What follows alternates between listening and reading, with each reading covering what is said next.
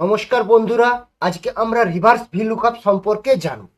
তো আমার কাছে এমপ্লয় আইডি আছে ডান দিকে আর নেম আছে বাম দিকে। তো আমরা এমপ্লয় আইডি বিশেষে নেম বার করতে চাই, তো সেটা কিভাবে বার করব চলুন দেখে নিই। তো is equal to VLOOKUP, lookup value আমাদের এমপ্লয় আইডি, সিলেক্ট করে নেব সেল, কোমা, এরপর আমরা চুজ ফর্মুলা ব্যবহার করব,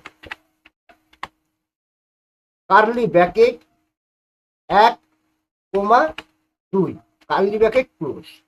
এই 1 নম্বর হলো এমপ্লয় আইডি কলাম আর 2 নম্বর হলো নেম কলাম।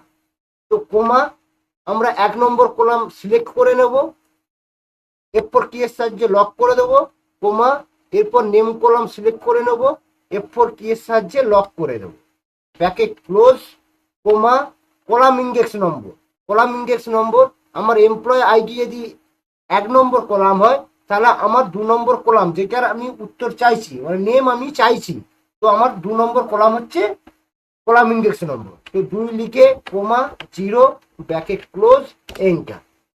দেখুন 102 এমপ্লয় আইডি নাম হচ্ছে রতন দাস, দেখুন আমার রতন দাস বেরিয়ে গেছে। এরপর 1004 লিখে এন্টার দাবালে